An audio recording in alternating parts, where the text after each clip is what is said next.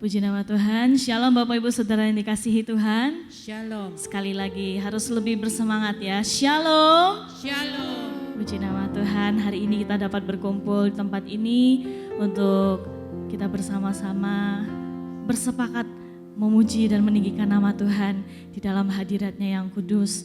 Mari pada hari Minggu ini kita berikan hati kita secara rela biar kiranya Tuhan yang memberikan kita damai sejahtera, kekuatan dan pengharapan pada pagi hari ini. Karena Dia telah menebus setiap kehidupan kita. Mari bersama-sama kita arahkan hati kita mau fokus datang kepada Tuhan. Mari kita ambil sikap untuk berdoa, kita berdiam diri. Dan kita mau bersaat teduh akan kebaikan yang sudah Tuhan berikan dalam kehidupan kita.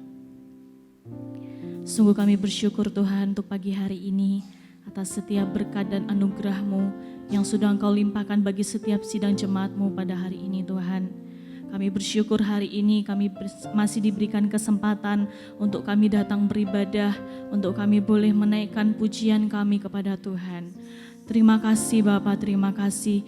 Biarlah pagi hari ini Tuhan hati kami boleh menjadi lega karena Engkau sudah memberikan kami kekuatan. Tuhan memberikan kami damai sejahtera-Mu. Tuhan memberikan kami kekuatan di dalam hati kami Tuhan. Terima kasih Bapa, terima kasih. Kami percaya Tuhan, Engkau adalah pemilik kehidupan kami dan Engkau adalah sumber anugerah di dalam hidup kami Bapa. Terima kasih Tuhan, terima kasih. Ini pujian kami mau meninggikan nama-Mu. Kami mau menaikkan pujian kami yang terbaik dari hati kami Tuhan.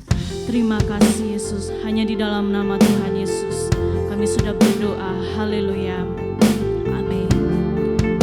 Mari kita pandang kemuliaan Tuhan, karena Dia adalah Imam besar. Dia adalah Yesus Kristus Tuhan.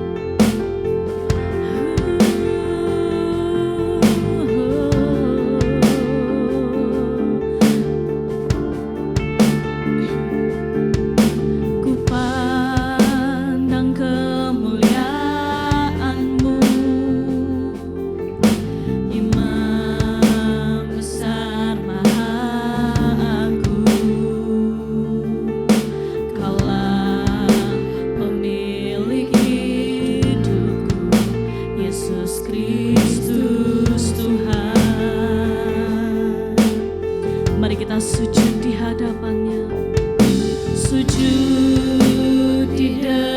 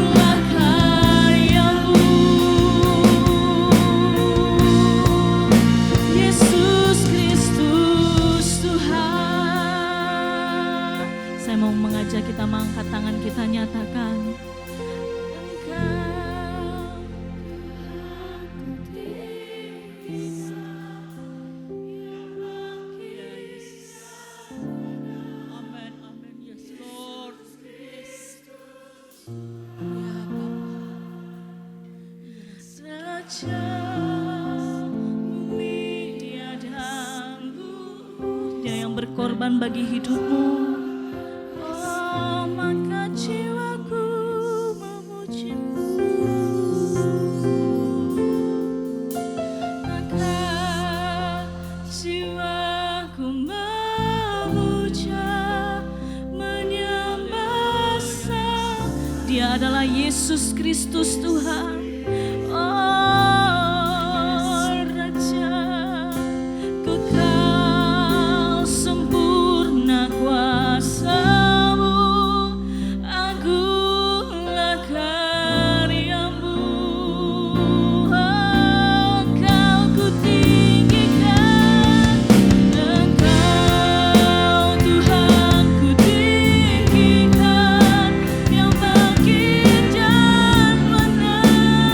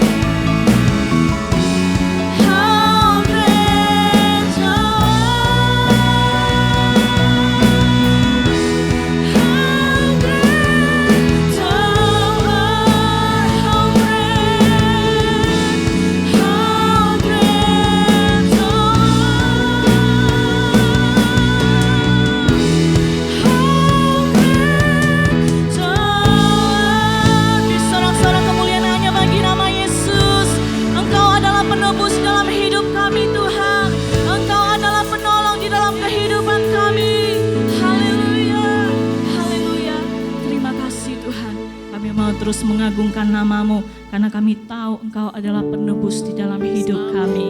Kami siap terus memuliakan nama-Mu Tuhan. Kami diberikan kesempatan untuk diberikan semangat yang baru untuk memuji dan meninggikan, melompat, bersorak-sorai bagi nama Tuhan. Bagi setiap kita yang siap untuk terus menaikkan pujian kita katakan amin. Mari kita sapa samping kiri kanan, kita katakan, Yesus adalah penebus di dalam hidupmu. Yesus adalah penebus di dalam hidupmu. Haleluya, mari kita terus menaikkan pujian kita. Dia adalah penebus. Haleluya.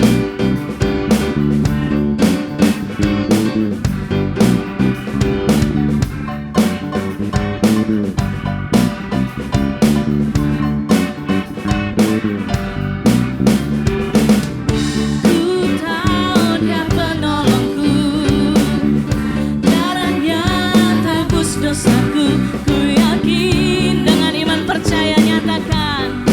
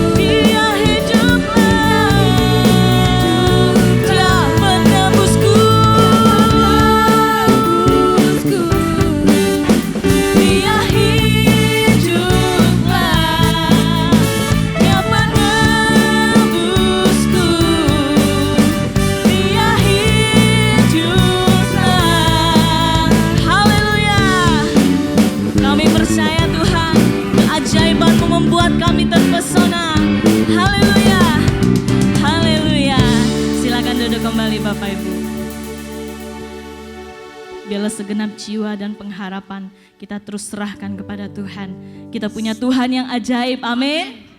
Dia agung dan perkasa karena dia adalah sumber kemenangan di dalam hidup kita.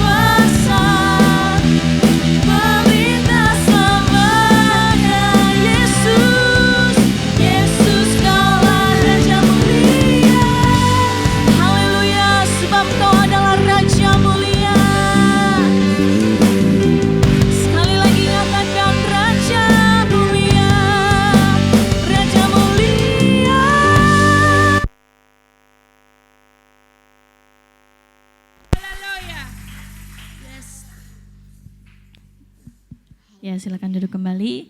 Puji nama Tuhan. Karena kita tahu Dia adalah Allah yang ajaib dalam hidup kita. Amin. Dia agung dan perkasa. Engkau adalah sumber pengharapan dan kekuatan kami, Tuhan. Kami mau bawa hati kami, Bapa. Karena begitu dalamnya kasih-Mu atas hidup kami. Pengorbanan-Mu yang termulia itu menyelamatkan jiwa kami, menyelamatkan roh kami, menyelamatkan tubuh kami dan hidup kami, Tuhan. Biarlah hidup kami berikan hanya untuk menyembah nama-Mu yang kudus. Kami mau bawa hidup kami untuk Raja kami yang mulia. Kami mau bawa hati kami tertuju kepadamu, Tuhan. Hati yang lemah, hati yang tidak kuat, kami berikan kepadamu, Tuhan. Engkau yang memberikan kekuatan bagi kami, Yesus. Terima kasih, Tuhan. Mari kita naikkan pujian ini. Dalamnya kasih-Mu, Bapa. Dalamnya kasih-Mu, Bapa, terlebih dari segalanya, pengorbanan yang termulia selamatkanku dengan darah yang tercurah, dengan darah yang tercurah, ampuniku atas dosaku. Ku bersujud kepadamu, oh Yesusku.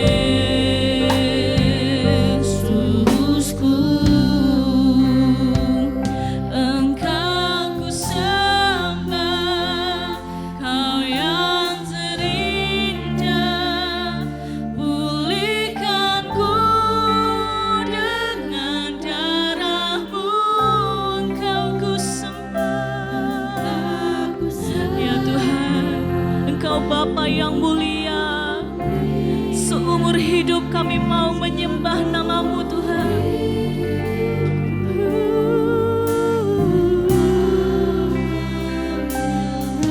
Ya Tuhan, ini komitmen kami, Bapa. Kami mau terus merasakan dalamnya kasih-Mu. Dalamnya kasih-Mu, Bapa, terlebih dari segalanya, pengorbanan yang termulia selamatkanku dengan darah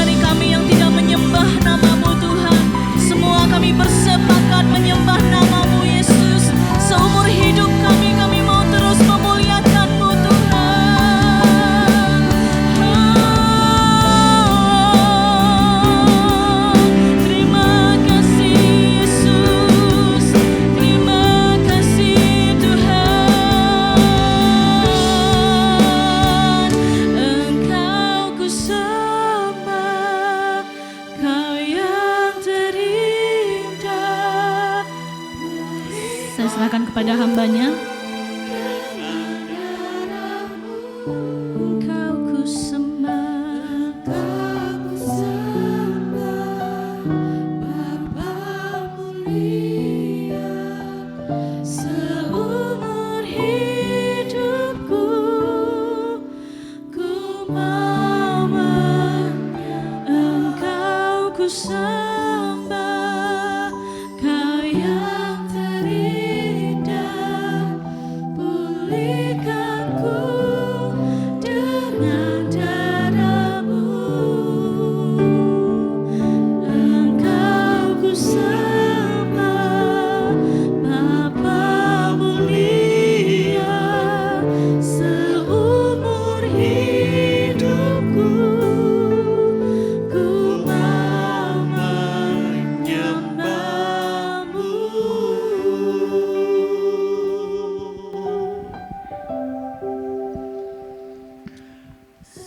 Kami gereja-Mu Tuhan,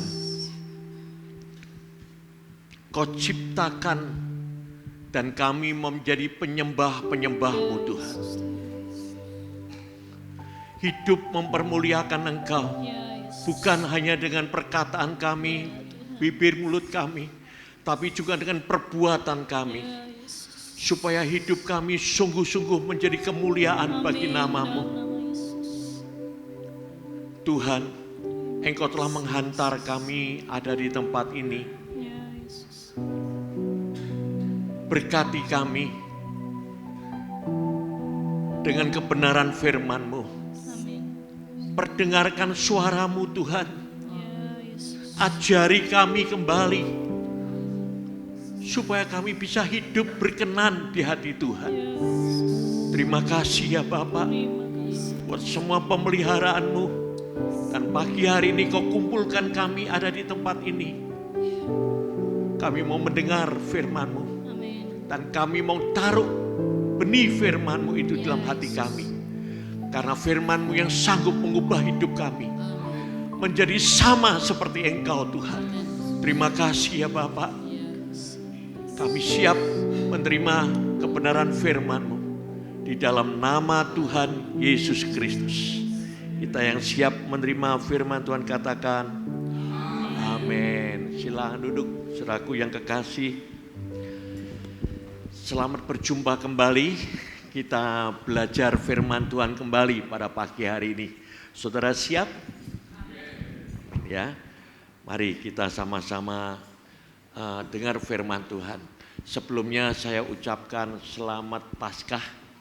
Minggu yang lalu kita merayakan Paskah, ya kita melihat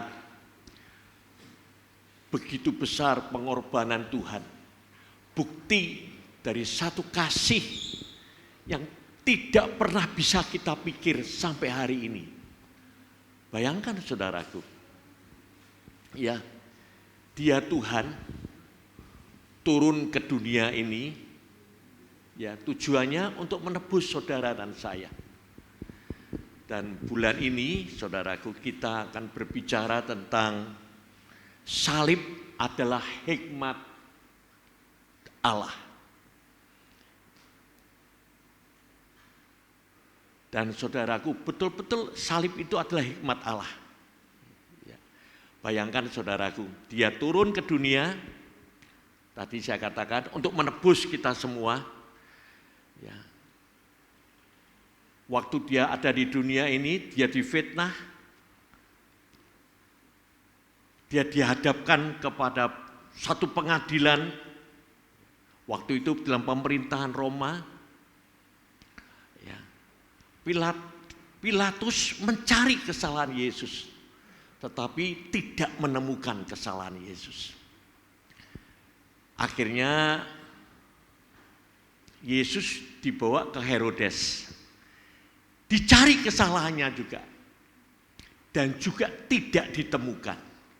Dibalikan lagi ke Pilatus. Ya.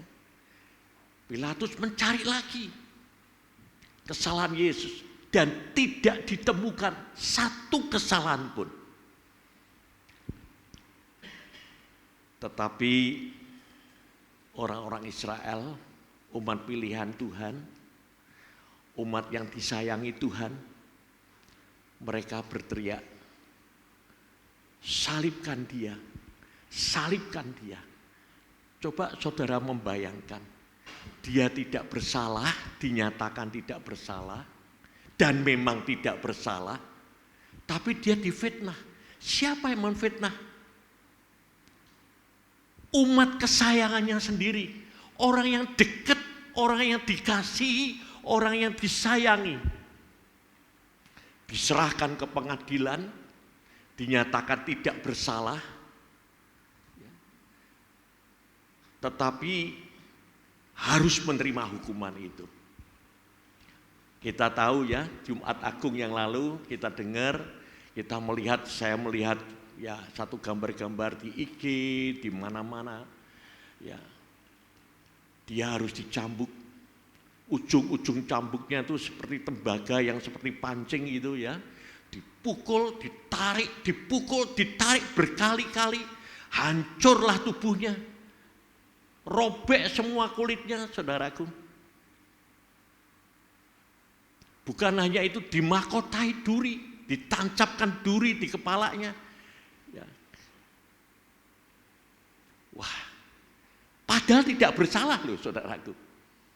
Tidak ada salah sama sekali. Ya kita tahu, habis itu dia harus pikul salib. Salibnya bukan salib yang seperti ini saudaraku, ini bukit salibnya. Salibnya gede sekali, ya, lebih gede daripada orangnya. Dia harus mikul salib. Semalam tidak tidur, belum makan, pikul salib.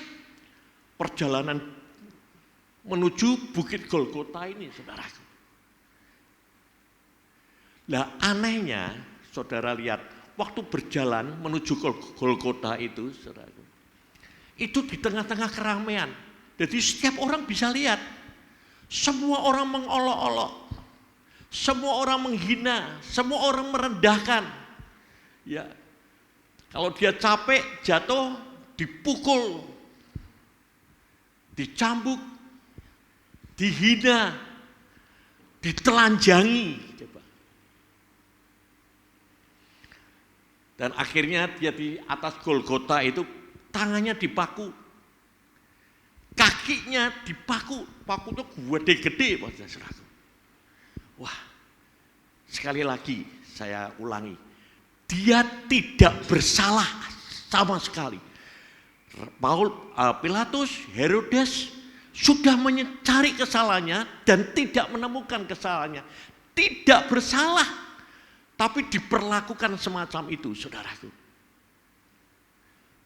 Dan di atas kayu salib itu, dengarkan saudaraku, dia berdoa dengan penuh permohonan kepada Bapa. Doanya apa? Bapa, ampunilah mereka. Karena mereka tidak tahu apa yang harus mereka perbuat. Waktu saya baca itu perkataan Yesus, tidak pernah bisa kita pikir. Kasih Tuhan semacam ini tidak pernah saya bisa pikirkan, saudara. Coba ya, saudara aja bayangkan. Kalau saudara itu diolok-olok, dihina, direndahkan, disakiti misalkan ya. Pada waktu itu saudara bisa enggak ngomong begini? Bapak, ampunilah dia. Bisa? Kira-kira. Pada waktu hatimu jengkel, hatimu marah, hatimu protes gitu ya.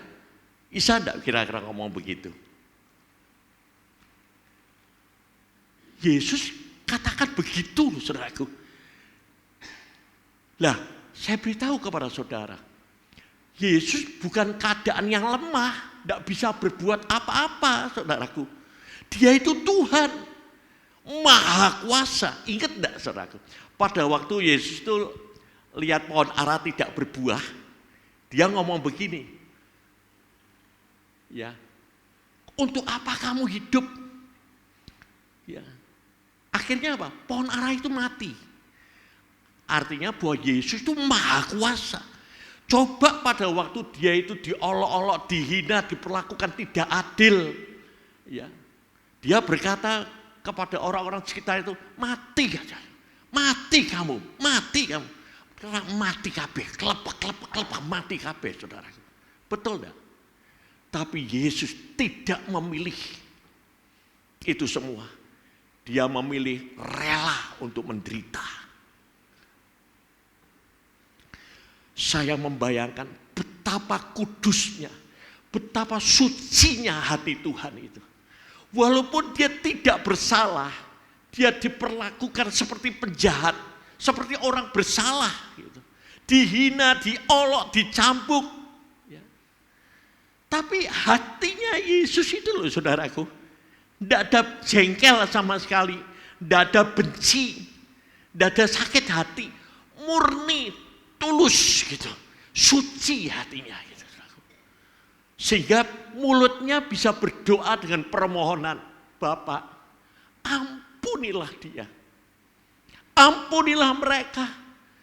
Karena mereka tidak tahu apa yang harus mereka perbuat. Dan pagi hari ini, Yesus berkata kepada pengikut-pengikutnya. Dan kita dengar di jemaat GBT Temanggung ini. Tuhan berkata begini kepada saudara, dan kepada saya, dan seluruh dunia pada pengikut-pengikutnya. Dia berkata begini, hendaklah engkau sama seperti aku, Tuhan katakan. Yaitu apa? Murah hati. Apa itu murah hati? Mengampuni.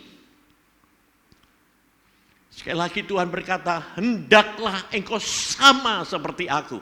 Apa? Kudus, suci hati kita. Sebab tanpa kekudusan, tanpa kesucian, kita tidak bisa melihat Allah. Nah, kalau kita tidak bisa melihat Allah, kemana kita? Neraka, binasa, kekal selama-lamanya. Sekali lagi, pengikut-pengikut Kristus, ya. Kita harus menjadi sama seperti Kristus. Murni hatinya, suci. Tidak boleh ada dendam, kebencian, sakit hati. Kalau kita ingin melihat Tuhan. Inilah hikmat Allah. Dunia melihat perbuatan Yesus gitu. Berkata apa? Bodoh. Ya bodoh. Wong Tuhan itu maha kuasa. Kamu punya power, punya kuasa. Kok tidak dilakukan? Rela menderita, memilih untuk menderita. Dunia ngomong bodoh, saudaraku. Tapi justru Tuhan memilih bagi kita yang mau menerima hikmat Allah itu. Tuhan mempertontonkan, Tuhan juga melihat.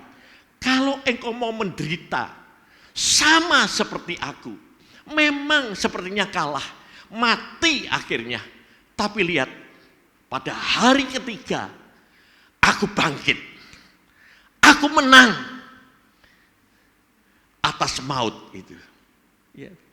Nah, itulah hikmat Allah. Kalau kita mau rela mengikut Yesus, murah hati, kudus, suci hati kita, kita pun akan sama seperti Yesus. Kita tidak akan mati, namun kita akan bangkit, hidup bersama dengan Dia selama-lamanya. Amin. Bagi dunia, bodoh. Kenapa dunia kok katakan bodoh? Karena dunia tidak pernah mengenal hikmat Allah. Dunia tidak pernah ngerti kalau orang mati bisa bangkit. Dunia tidak akan pernah mengerti akan hal ini. Inilah kasih dari Tuhan. Inilah hikmat Allah. Nah, pagi hari ini kita belajar tentang hikmat Allah. Ya, saya beri judul khotbah saya, Hikmat Tuhan. Ya, kita belajar karena kita punya tujuan khotbah pada pagi hari ini, yaitu kalau kita mengenal hikmat Allah, kita mau belajar menyelaraskan pikiran kita dengan hikmat Tuhan. Itu yang saya bawa, pesan dari pusat, saudaraku. Ya, Mari kita belajar menyelaraskan pikiran kita dengan hikmat Tuhan. Eksposisinya di dalam 1 Korintus pasal 1 ayat 17 sampai dengan ayat yang ke-31. Saya tidak akan bacakan semua, saya petik-petik aja. Tapi saudara, menjadi tugas saudara ya, nanti saudara baca sendiri. Komplit 1 Korintus 1 ini ya. Ayo kita buka 1 Korintus 1 ayat 17 ya. 1 ayat 17 dulu kita baca dulu ya. Firman Tuhan katakan demikian. Sebab Kristus mengutus aku. Ini Paulus ya berkata, mengutus Paulus untuk apa? Ya, bukan untuk membaptis tetapi untuk memberitakan Injil. Dan itu pun bukan dengan hikmat perkataan supaya salib Kristus jangan menjadi sia-sia. Paulus pesan, Tuhan pesan kepada Paulus pesan kepada jemaatnya. Aku memberitakan Injil, yaitu tentang Kristus yang disalib. Supaya salib itu jangan menjadi sia-sia. Sebab pemberitaan tentang salib memang adalah kebodohan. Bagi dunia tadi, saya sudah terangkan ya. Bagi mereka yang akan binasa. Tetapi bagi kita yang diselamatkan, pemberitaan salib itu adalah kekuatan Allah. Slide selanjutnya ayat 21 ya dan 24 sekaligus ya. Kenapa dunia mengatakan bodoh? Satu kebodohan hikmat Allah tentang salib itu. Oleh karena dunia dalam hikmat Allah, perhatikan yang kuning, tidak mengenal Allah. Karena dunia tidak kenal hikmat Tuhan. Oleh hikmatnya, maka Allah berkenan menyelamatkan mereka yang percaya oleh kebodohan pemberitaan Injil. Ya, kita ini dianggap yang percaya kepada pemberitaan Injil tentang salib, tentang kematian, ya itu dikatakan kita ini bodoh, saudaraku. Tetapi untuk mereka yang dipanggil, baik orang Yahudi maupun orang yang bukan Yahudi, perhatikan, Kristus yang disalib itu adalah apa? Kekuatan Allah dan hikmat Allah. Nah, saya akan terangkan di Kristus adalah hikmat Allah. Nanti kalau ada kesempatan saya akan terangkan juga bahwa Kristus adalah kekuatan Allah. Pagi hari ini kita sama-sama belajar ya tentang hikmat Allah. Di dalam Kristus itulah hikmat Allah. Yang pertama, Kristus adalah hikmat Allah. Ya, saudaraku, di tengah-tengah dunia yang saat ini kita hidup, ya, beda dengan waktu kita hidup berapa tahun mungkin. Ini kelihatannya banyak yang senior, ya. Mungkin 30 tahun atau 40 tahun yang lalu. Ya toh? Dulu saya kalau nonton TV itu siarannya cuma RCTI, TVRI saja, tidak ada yang lain. Jadi saya belum punya TV, nonton di tetangga, TV-nya ya TVRI. Ya, kalau nonton ada filmnya The Man from Uncle, gitu, yang pernah tahu, ya nonton. Begitu berita bubar semua. Sudah kalau tidak suka matiin, gitu. Tapi sekarang saudara lihat. Berapa channel TV itu sekarang? Puluhan loh. Bahkan bisa ratusan, saudaraku. Ya, dengan adanya internet sekarang, wah banyak sekali. Jadi artinya apa? Saya mau ngomong, pilihan itu banyak. Kalau saudara tidak suka khotbah, wah khotbah elek di minggu. Saudara bisa dengar khotbah di YouTube. Apa khotbah apa saja yang kamu suka bisa lihat. Ya, yang lucu. Yang khotbah tentang berkat, khotbah tentang kelimpahan, apa saja yang menjadi keinginan saudara, ya. Saudara bisa dengar khotbah di sana, bisa milih. Bukan hanya itu, pelajaran tentang kekristenan aja itu banyak sekali modelnya, saudaraku. Saudara bisa pilih itu. Inilah zaman di mana kita hidup. Nah, perhatikan. Apa yang saudara pilih hari ini, itu menentukan hidupmu di kemudian hari. Kalau pilihanmu salah, tontonanmu cuman hal-hal yang najis, yang cabul gitu misalkan ya, itu menentukan masa depanmu nanti loh. Bukan masa depanmu toh, anak-anakmu itu nanti semua mempengaruhi hidup saudara. Jadi gimana? Kita harus pandai memilih pengajaran, khotbah, ya toh, seminar-seminar. Pintar memilih mana yang baik, mana yang jahat, mana yang benar, mana yang salah, mana yang asli, mana yang palsu, mana yang berkenan di hati Tuhan, mana yang dibenci Tuhan. Kita harus pandai memilih. Bagaimana kita bisa pandai memilih? Yaitu kalau kita punya hikmat. Kalau hidup kita bijaksana, kita bisa memilih mana yang baik, mana yang jahat. Itu sebabnya kita perlu hikmat Allah. Supaya kita bisa menyelaraskan pikiran kita dengan hikmatnya Tuhan. Sehingga kita bisa memilih. Ya. Nah, bagaimana kita bisa menerima hikmat Tuhan atau mendapat hikmat Tuhan ini? Ini Amsal berkata demikian. Perhatikan, permulaan hikmat adalah apa? Takut akan Tuhan. Dan kalau kita takut akan Tuhan, kita mengenal yang Maha Kudus. Dan kalau kita mengenal Maha Kudus adalah pengertian, maka kita akan menerima pengetahuan, pengertian mana yang baik, mana yang jahat itu tadi. Jadi dari ayat ini kita mau belajar bagaimana caranya kita menerima hikmat Tuhan. Jadi orang bijaksana.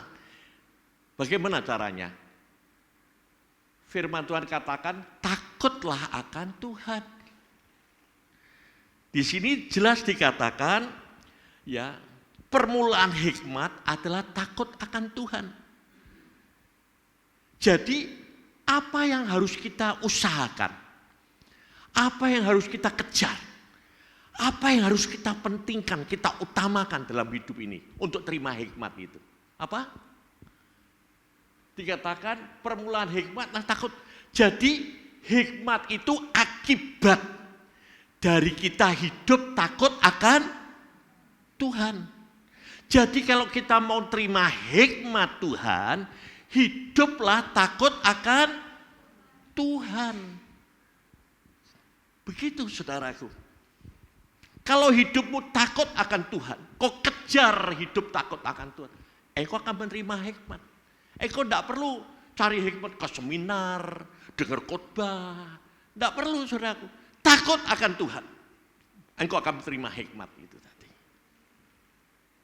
Nah sekarang hikmat itu takut akan Tuhan. Lah takut akan Tuhan itu yang bagaimana toh Pak Haryono? Ya saudara tanya. Takut Tuhan itu gimana toh? Nah ini jawabannya saudaraku. Ya, Matius pasal 7 ayat 24 sampai 27. Ini orang yang takut akan Tuhan supaya kita memperoleh hikmat.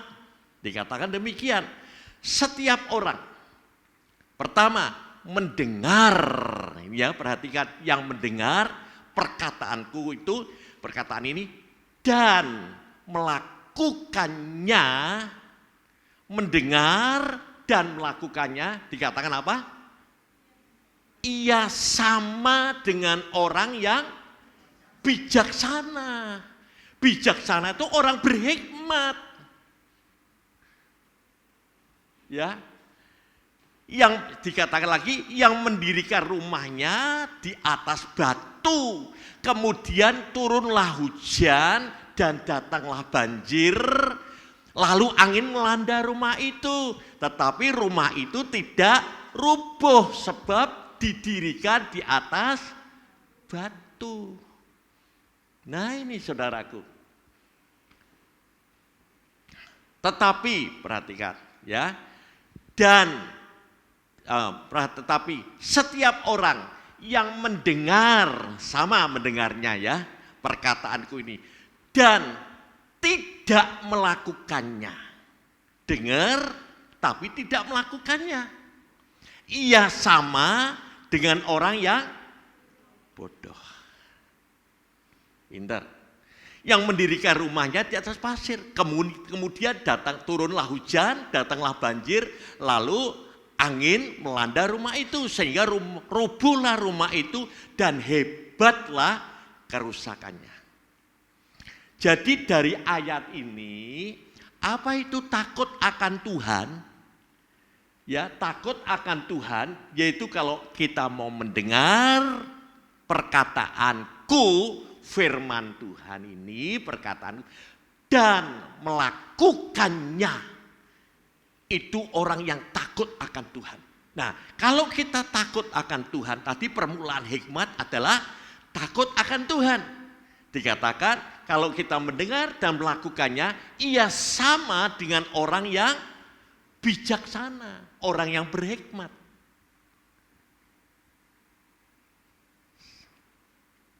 Jadi hiduplah takut akan Tuhan, yaitu mendengar dan melakukannya. Maka kita akan memperoleh hidup takut, maka kita mulai berhikmat, gitu. Mulai berhikmat. Nah, saudaraku yang kasih, tetapi gini, banyak orang seringkali kita ini mendengar firman Tuhan. Banyak orang Kristen mendengar, tapi tidak melakukannya. Banyak. Nah ini yang saya sedihkan saudaraku. Persentasenya lebih banyak dengar firman Tuhan, baca Alkitab, tapi tidak melakukannya. Lah saya tanya, kenapa kok tidak melakukan firman Tuhan ini? Gitu.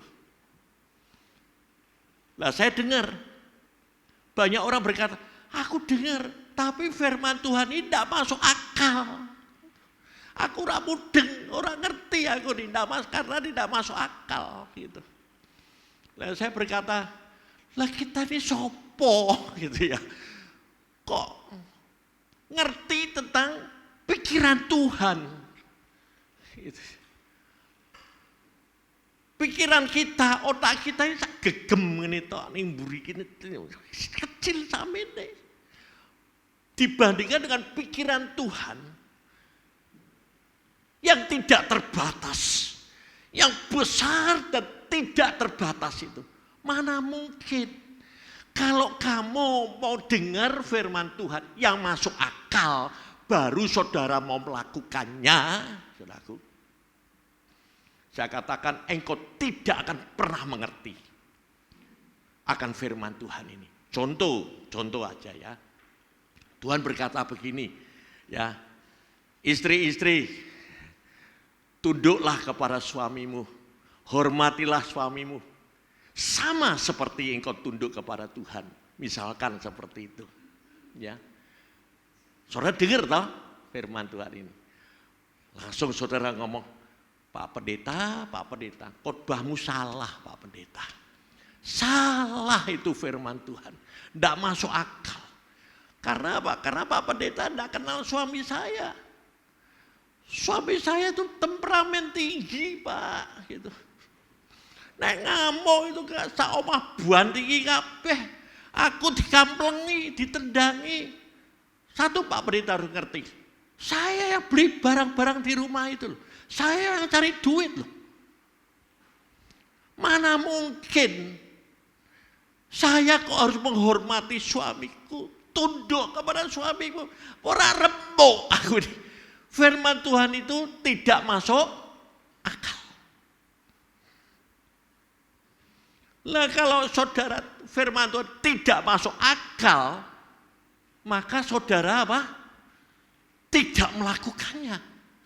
Dengar firman Tuhan, tapi tidak masuk akal. akhirnya tidak melakukannya. Firman Tuhan katakan apa? Dengar tapi tidak melakukannya seperti orang yang bodoh, yang mendirikan rumahnya di atas pasir.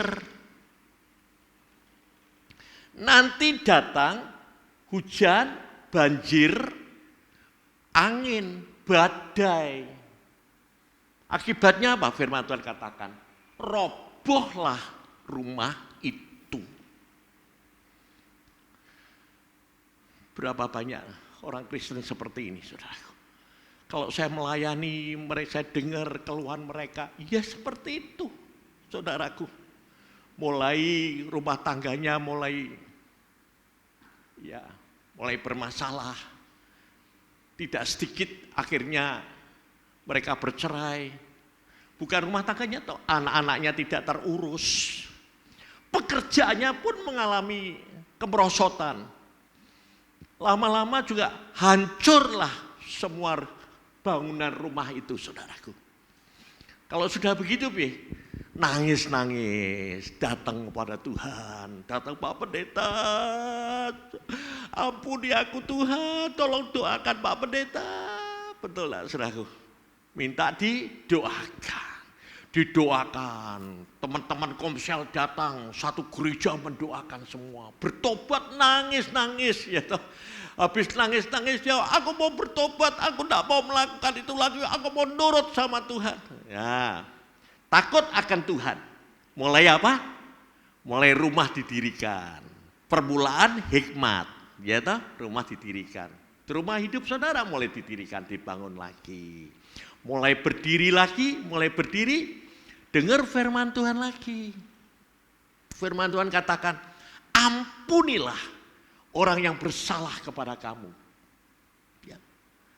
Doakan mereka.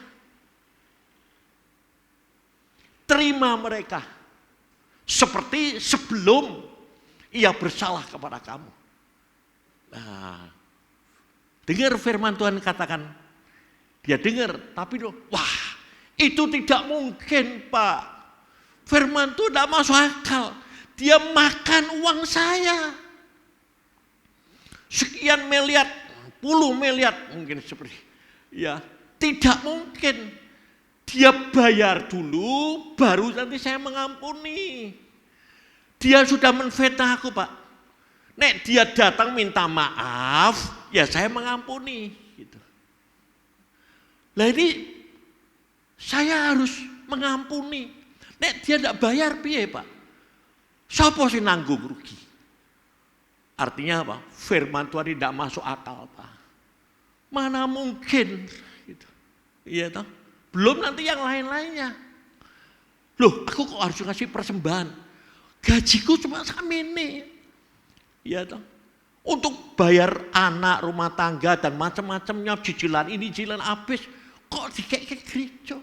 Kurang. Mana mungkin? Karena tidak masuk akal. Akhirnya apa? Tidak melakukannya. Dengar firman Tuhan, tapi tidak melakukannya. Apa yang terjadi? Robohlah rumah itu kembali. Berapa banyak toh orang Kristen ngadeg ambruk, berkali-kali seperti itu, saudaraku. Dan dikatakan hebatlah kerusakannya. Rusaknya sampai hancur hebat. Kadang kalau saya dengar kesaksian, wah dari hancur hidupnya, terus dipulihkan itu. Ya saya dengar ya baik, tapi kenapa kamu kok bodoh gitu loh. Kenapa bodohnya? Lalu sudah dengar kok tidak mau lakukan. Mujizat yang hebat, itu mujizat yang pertama ini. Mendengar dan melakukannya. Itu mujizat yang luar biasa. Setiap hari dia melihat mujizat itu. Memang saya katakan ya, orang mendirikan rumah di atas batu dan orang mendirikan rumah di atas pasir, kelihatan dua-duanya sama. Bahkan dikatakan orang yang mendirikan di atas batu itu bodoh. Kenapa bodoh? Ya jelas, buang-buang uang lebih banyak kok. buang-buang waktu. Ya toh, waktunya kan lebih panjang. Buang-buang tenaga. Ya toh.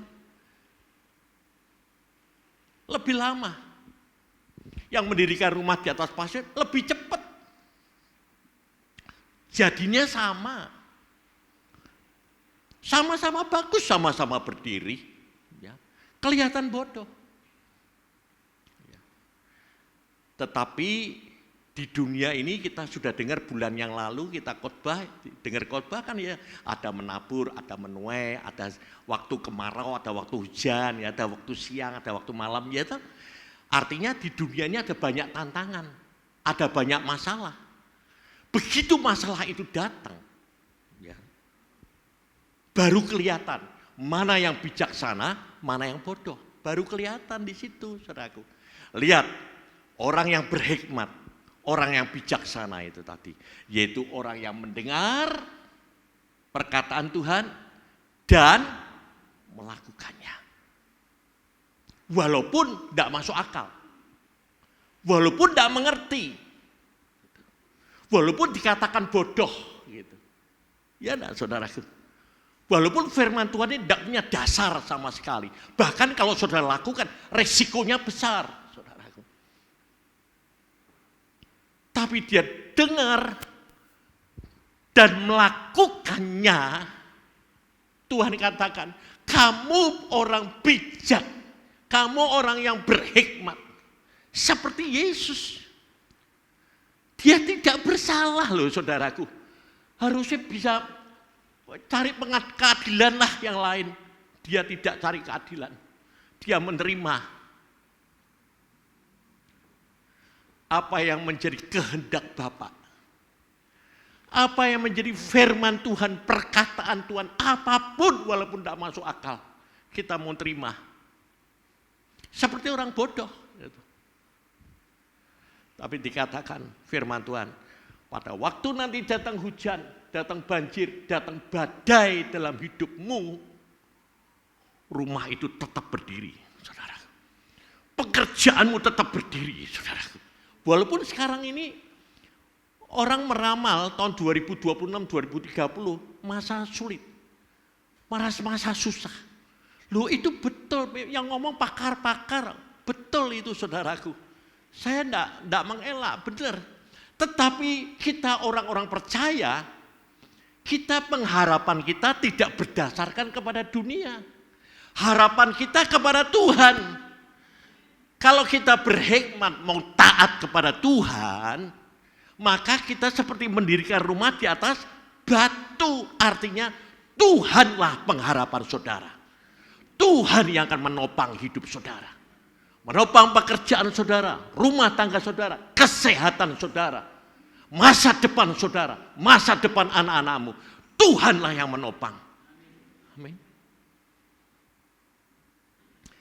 Nah, yang begini nih, saudara, akan kita melihat mujizat terjadi setiap hari dalam rumah tanggamu. Ada badai, ada banjir, ada angin, ada apapun, engkau tetap berdiri kokoh. Nah ini mujizat, setiap kita mengalami mujizat. Ya saudaraku. Nah itu yang pertama saudaraku. Yang kedua saudara, ya yuk kita baca firman Tuhan di dalam 1 Korintus 1 ayat 30. Di 1 Korintus 1 ya. Oh ini saya salah kurang satunya ya. 30. Firman Tuhan berkata begini. Tetapi oleh Dia kamu berada dalam Kristus Yesus. Oleh karena korban Yesus di atas kayu salib, Dia memilih untuk disalib itu tadi. Sekarang Ia membawa kita supaya membawa kita di dalam Kristus Yesus. Yang oleh Allah telah menjadi hikmat bagi kita. Ia membenarkan dan menguduskan dan menebus kita. 3 hal karya salib Yesus itu tadi. 1, Yesus menjadi hikmat, ia membenarkan, pembenaran bagi kita, ia menguduskan kita, dan Dia menebus kita. Firman Tuhan. Yang kedua, saudaraku, Roh Kudus menyelaraskan pikiran kita dengan hikmat Allah. Yang kedua, waktu kita berdosa, upah dosa itu maut, mati. Kelihatannya 2 bulan yang lalu saya sudah sampaikan ini ya. Setiap kita akan mati. Tetapi karena kasih Tuhan, Dia datang ke dunia ya. Untuk apa, saudaraku? Untuk membawa kita yang mati karena dosa, mati itu artinya pisah dengan Tuhan. Pisah dengan sumber hidup. Dia bawa kita kembali. Dihubungkan kembali kepada Bapa, sumber hidup itu tadi. Kalau tidak salah saya pernah sampaikan di sini ya, mungkin seperti ikan ya. Ikan itu kalau dia loncat dari sumber airnya, sumber hidupnya yaitu air, misalnya saudara pelihara ikan di kolam ya, loncat keluar, dia kan tidak langsung mati. Kelepek, tapi kan tidak mati saudaraku. Tapi pasti mati ikan itu. Nah, seperti Tuhan itu begitu. Ambil ikan itu, kembalikan kepada air yang di kolam, sumber hidup. Demikian juga kita. Lewat karya penebusan Yesus itu tadi, kita dihubungkan kembali kepada Bapa, sumber hidup itu tadi. Dan Tuhan memberikan hidup kepada kita. Dengan apa? Ia memberikan Roh Kudus, menghembuskan rohnya seperti Tuhan mencipta manusia pertama. Dari debu, dari tanah, setelah itu Tuhan menghembuskan nafas hidup. Hiduplah manusia itu. Demikian juga Tuhan memberikan kehidupan kembali kepada kita dengan Dia memberikan rohnya di dalam hidup kita. Ya. Dan Roh Kudus itu tinggal dalam hidup kita supaya kita hidup. Bapak Gembala seringkali mengajarkan kepada kami semua, saudaraku ya, roh kita ini sudah diselamatkan, begitu kita percaya. Tapi jiwa kita ini sedang diselamatkan. Diproses menjadi sempurna. Nah, tubuh kita nantinya akan diubah sempurna, diselamatkan juga. Nah, itu awal waktu kita percaya kepada Dia. Dia menyelamatkan roh kita dengan memberikan Roh Kudus dalam kehidupan kita. Yohanes 3 ayat 16 dikatakan, karena begitu besar kasih Allah. Saya kalau baca ini berkali-kali, ya memang saya tahu tidak bisa kita mengungkapkan kasihnya Tuhan itu. Tidak adalah satu kata-kata yang bisa mengungkapkan begitu besar kasih Allah. Saya bahkan katakan kasih yang tidak masuk akal. Artinya apa? Kasih yang bagi manusia itu gila, bodoh gitu saudaraku. Karena tidak masuk akal kita. Begitu besar, tidak bisa terungkaplah kasihnya itu akan dunia ini. Sehingga Ia telah mengaruniakan anaknya, memberikan anaknya yang dikasihnya. Mana ada atau seperti itu saudaraku.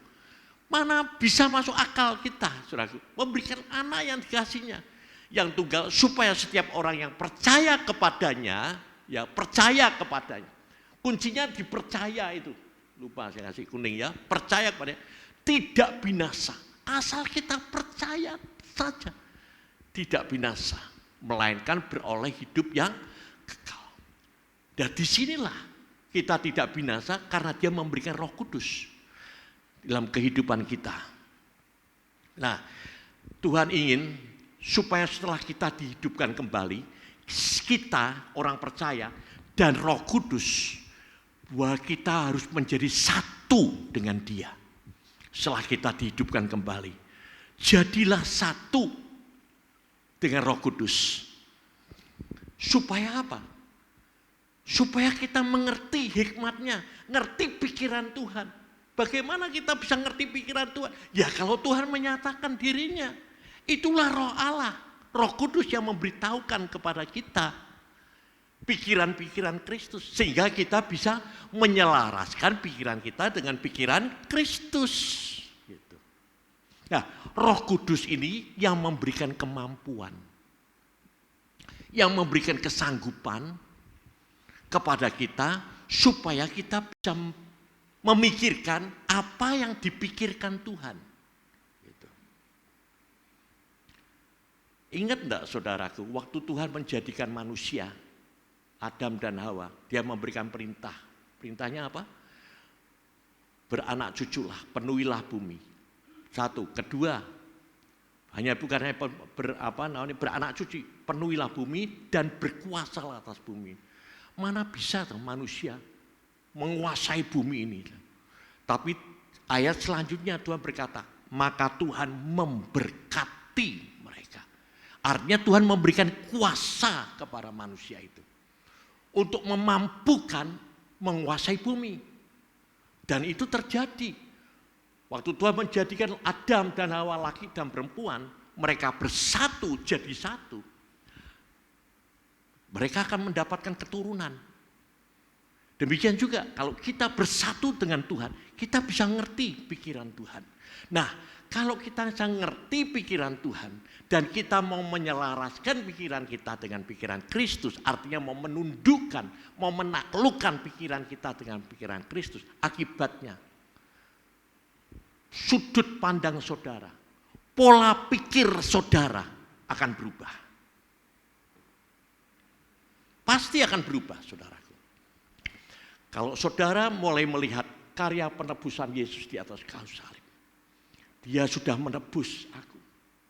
Kita ini orang-orang yang berdosa, yang tidak layak harusnya ditebus.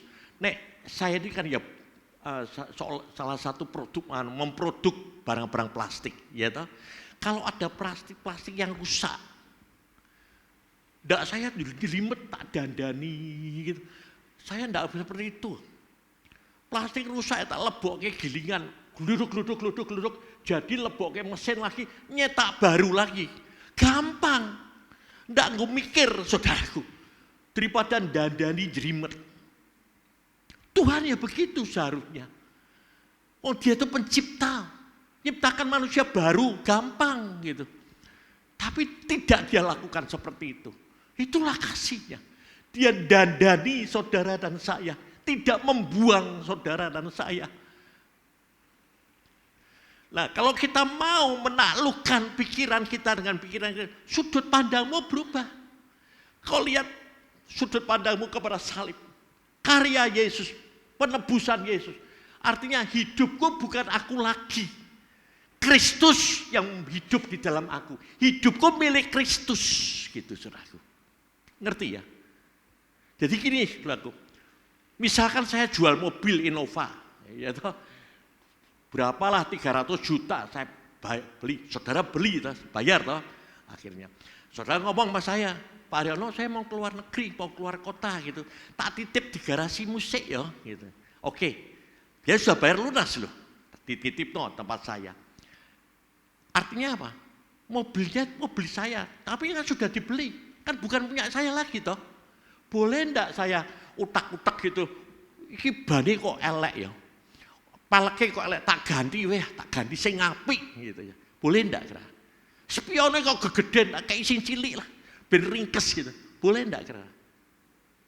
Enggak boleh, itu kan bukan punyamu lagi, kok sudah dibeli ya. Harganya sudah lunas dibayar. Hidup kita pun ya begitu. Hidupmu itu bukan milikmu lagi. Hidup kita itu miliknya Tuhan.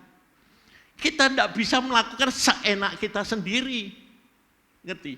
Jadi apa yang Tuhan mau, kita turuti. Nah, nek kita mau taati, dia tadi katakan, hidupmu akan berubah. Nanti berubahnya begini, saudaraku. Engkau lihat barang dunia. Engkau sudah rasanya seperti, ya, tidak begitu berarti bagi saudara. Tapi kalau kita tidak dirubah pikiran kita, lihat saudaraku, lihat barang dunia, kenikmatan dunia, apa meneh delok duit, harta dunia itu, berapa banyak loh. Orang Kristen, bapak be anak, tuntutan di pengadilan. Bayangkan, saudara kandung dengan saudara kandung. Coba lihat itu, saudaraku. Sahabat karib, rebutan geger. sampai ke pengadilan, sampai ke kepolisian, sampai kemana-mana. Ribut. Kenapa? Karena sudut pandangnya kepada dunia, kepada harta. Akhirnya orang ini apa? Dia berani korbankan, baik itu orang tuanya, baik itu saudaranya, baik itu kasih, baik itu sahabatnya. Dia korbankan damai sejahteranya. Dia korbankan kasihnya. Dia korbankan kemurahan hatinya, kerendahan hatinya. Dia korbankan semuanya itu. Untuk apa? Untuk mencari hikmat dunia ini, yaitu harta dunia ini. Padahal mbok direbut ke kaya apa, saudaraku? Akhirnya ya kita tinggal. Karena yang kelihatan itu sifatnya sementara. Ya, engkau bisa menikmati saat engkau hidup, dan itu belum tentu saudara bisa menikmati. Duitmu banyak, engkau tidak bisa damai, tidak bisa tenang, piye? Tidur tidak bisa, makan tidak enak, piye saudaraku? Walaupun kamarmu pakai AC, ranjang empuk, tidak bisa tidur, buat apa? Benar tidak saudaraku? Dan itu semua sifatnya sementara. Tapi kalau pikiranmu kau diubah, mau kau taklukkan dengan pikiran Kristus, mau kau selaraskan dengan hikmat Tuhan itu tadi, maka sudut pandang kita berubah. Sudut pandangmu tidak kepada dunia, sudut pandangmu kepada Kristus yang disalib. Oke, aku mau menderita. Walaupun aku diperlakukan tidak adil, ya. Bagi warisan aku cuma untuk siti, saupil gitu misalkan ya. Tapi kalau sudut pandang kita berubah karena pikiran kita berubah, wah, rapopo. Enggak apa-apa, lebih baik rugi. Lebih baik ngalah aku. Karena apa? Karena dia melihat satu kekayaan, kemuliaan yang kekal selama-lamanya. Karena di balik penderitaan salib itu ada kemuliaan. Sifatnya kekal selama-lamanya. Nah, itulah orang Kristen yang benar, saudaraku. Kalau kita mau menyelaraskan pikiran kita dengan pikiran Kristus, yaitu hikmat Allah. Salib itu adalah hikmat Allah. Walaupun tidak kelihatan, tapi itu sifatnya kekal selama-lamanya. Saya ngomong begini, saudaraku, bukan karena saya belajar, enggak, saudaraku. Saya ngomong gini karena saya ngalami. Kalau kita mau ya mencari hikmat Allah, engkau mau cari kemuliaan. Kemuliaan itu bukan duit, saudaraku, bukan harta. Itu kemuliaan dunia, sifatnya sementara. Kemuliaan kekal selama-lamanya. Pola hidupmu akan berubah. Oleh sebab itu, biarlah kita mau setiap hari bersatu dengan Roh Kudus yang mempersatukan kita. Dan bukan hanya Roh Kudus, Dia memberikan anugerah juga, yaitu Yesus. Apa itu? Firman yang hidup. Firman Tuhan ini adalah firman kebenaran. Jadikan firman Tuhan itu seperti kompas. Saudara ngerti kompas? Kompas itu jarumnya menuju utara, selatan. Kompas itu mau bawa di gereja, tetap mau buka ya utara, selatan. Mau bawa ke Semarang, jarumnya tetap utara, selatan.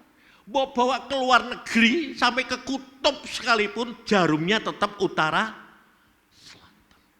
Firman Tuhan juga begitu. Saudara mau bawa firman Tuhan, harus kita bawa firman. Kemana saja kau bawa firman. Firman Tuhan itu tetap kebenaran. Itulah firman. Bawa kompas, saudara kantongi. Bawa firman Tuhan itu setiap hari. Taruh di dalam pikiran saudara. Baik itu pagi hari, baik itu siang hari, baik itu malam hari. Baik engkau ada di dalam kegelapan, baik engkau ada di dalam terang. Baik engkau di dalam pekerjaan saudara. Ya, di rumah saudara, dimanapun engkau berada, bawa firman Tuhan seperti kompas itu, saudaraku. Taruh di dalam pikiran saudara. firman Tuhan pasti akan menjadi penunjuk jalan bagimu, sehingga tidak akan tersesat. Walaupun engkau di mana saja, ya, maka seperti kompas selalu menuju utara selatan. Demikian juga firman Tuhan ini, saudaraku. Jadi dua hal, Roh Kudus, engkau punya sinyal, punya hubungan dengan Allah. Seperti saya bawa iPad, saya bawa HP. Kalau tidak ada sinyalnya, mbok harga iPad mahal sekalipun, tidak ada gunanya. Karena tidak terhubung. Saudara tidak bisa lihat Google Map gitu. Aku salah tidak jalannya. Tidak bisa saudara lihat. Benar tidak saudaraku? Demikian juga orang Kristen, orang percaya. Dan tidak berhubungan dengan Tuhan, dengan sorga, siapapun saudara. Walaupun engkau punya rumah yang bagus, punya harta yang banyak, tidak ada gunanya. Karena itu semuanya kan sementara. Tapi kalau engkau punya hubungan dengan Tuhan, Dia akan menunjukkan jalan. Itulah jalan kebenaran. Akulah jalan dan kebenaran dan hidup. Jalan menuju hidup itu adalah Yesus yang adalah kebenaran. Amin. Ya, yang terakhir saudaraku. Kalau kita hidup kita di dalam Kristus tadi, saudaraku, engkau selalu menyelaraskan pikiranmu dengan pikiran Kristus. Engkau akan menerima, kita semua akan menerima hikmat Allah. Sehingga kita bisa memilih mana yang baik, mana yang jahat. Mana yang benar, mana yang tidak benar. Mana yang berkenan kepada Allah, mana yang jahat di hadapan Tuhan. Dan kalau kita mau mengikut hikmat Tuhan itu, menyelaraskan pikiran kita dengan pikiran Tuhan, dengan hikmat, maka kita akan dibenarkan oleh Tuhan. Dan yang ketiga, kalau kita dibenarkan oleh Tuhan, terus saudara melakukan demikian, setiap hari engkau melakukan demikian, maka hidupmu akan dikuduskan oleh Tuhan. Hidupmu akan disucikan oleh Tuhan. Pandangan hidupmu akan berubah sama sekali. Dan akhirnya kita akan menerima penebusan dosa-dosa kita. Yang artinya kita akan memperoleh hidup kekal bersama dengan Tuhan. Satu kali kalau Tuhan panggil kita, nak, tugasmu selesai di bumi ini, kita akan bertemu muka dengan Tuhan.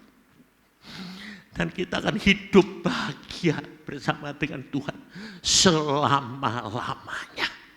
Amin. Saya berharap firman Tuhan ini bisa memberkati saudara semua. Mari kita tutup catatan kita, Alkitab kita berdoa. Bapa di sorga, Kau telah memperdengarkan firman-Mu kepada kami. Kami merasakan pada pagi hari ini bahwa Engkau begitu memperhatikan kami dan memelihara hidup kami dengan kebenaran firman-Mu. Terima kasih buat korban-Mu di atas kayu salib ya Tuhan. Sebab tanpa pengorbanan-Mu kami akan binasa, kami akan mati. Bahkan tidak akan ada ibadah sama-sama ini Tuhan. Terima kasih. Kami mau bersyukur kepada Tuhan. Dan kami mau menyiapkan telinga kami untuk mendengar firman Tuhan. Kami mau menyiapkan hati kami untuk melakukan kebenaran firman walaupun kami tidak mengerti. Walaupun kami tidak masuk akal kami. Walaupun kami dikatakan bodoh, walaupun besar risikonya. Tapi kami mau belajar untuk menyelaraskan pikiran kami dengan pikiran-Mu Tuhan, dengan hikmat-Mu. Karena kami tahu sekarang bahwa di balik semua penderitaan itu ada kemuliaan yang sudah Engkau sediakan bagi kami. Terima kasih Tuhan, terima kasih. Terpujilah Tuhan untuk selama-lamanya. Dan bagi Tuhanlah segala kemuliaan, segala kebesaran, dan segala keagungan. Bagi kita yang sudah diberkati dengan firman Tuhan, kita katakan amin. Saya serahkan kepada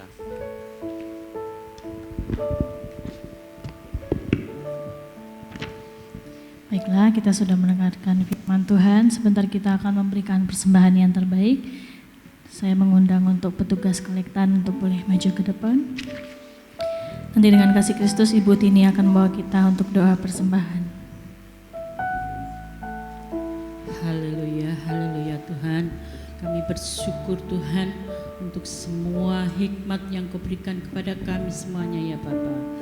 Bapa, sebentar lagi kami juga akan memberikan persembahan kami Tuhan, apapun dan berapapun itu nilainya Tuhan, tapi kami percaya Engkau menguduskannya, Engkau juga menguduskan imamat yang menjalankannya Tuhan.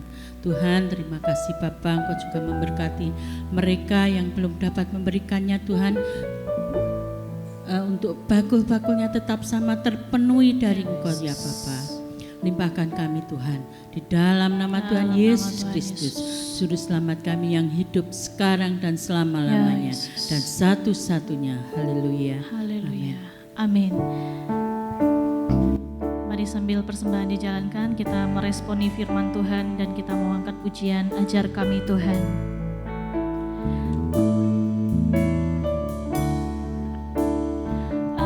Ajar kami Tuhan,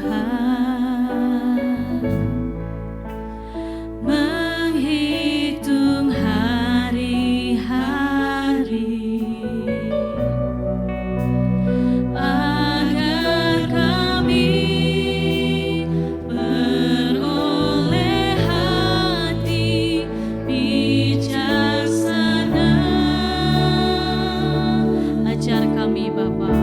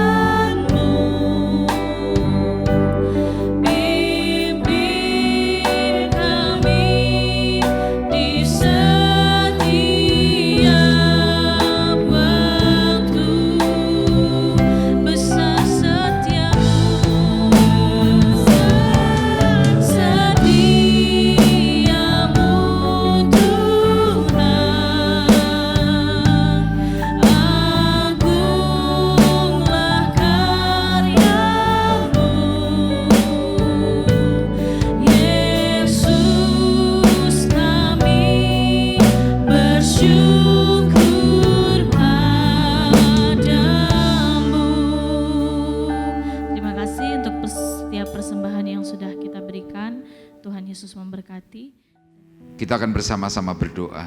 Bapa di sorga, terima kasih. Engkau kembali mengarahkan hati dan pikiran kami untuk kami boleh mengejar hikmat pengertian yang dari sorga, dilandasi dengan hal yang paling awal, yaitu harus takut kepada Tuhan. Itulah sumber hikmat hidup kami.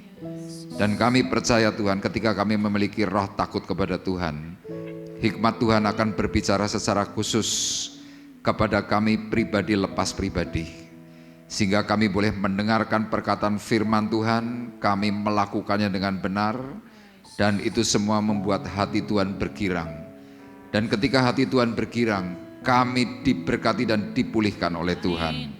Bahkan menjelang waktu kedatangan Tuhan yang kedua kali, hidup kami semakin terarah, kami semakin terukur, dan kami semakin benar di hadapan Tuhan yang baik.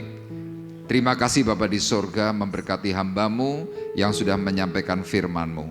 Berkati dalam kehidupan setiap hari, berkati dalam pelayanan, berkati dalam kesehatan, berkati keluarga, istri, anak-anak, menantu, dan cucu, supaya mereka juga boleh selalu menjadi saluran berkat dimanapun Tuhan tempatkan.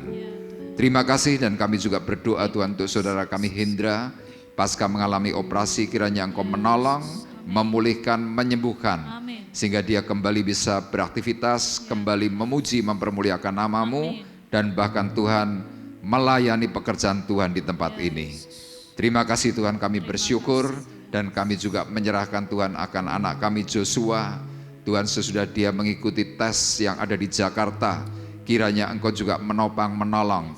Tuhan, kami percaya tidak ada sesuatu yang mustahil bagi Tuhan. Kami meyakini Tuhan betapa ada hal-hal yang sulit, tetapi ketika kami menyerahkan persoalan itu kepada Tuhan, maka semuanya akan diselesaikan oleh Tuhan dengan cara yang ajaib. Terima kasih Bapa di sorga, kami berdoa untuk kedua rekan kami yang berulang tahun. Tuhan, untuk San Prada maupun Dr. Gigi Riki, Engkau memberkati dengan berkat sepenuh yang daripada sorga.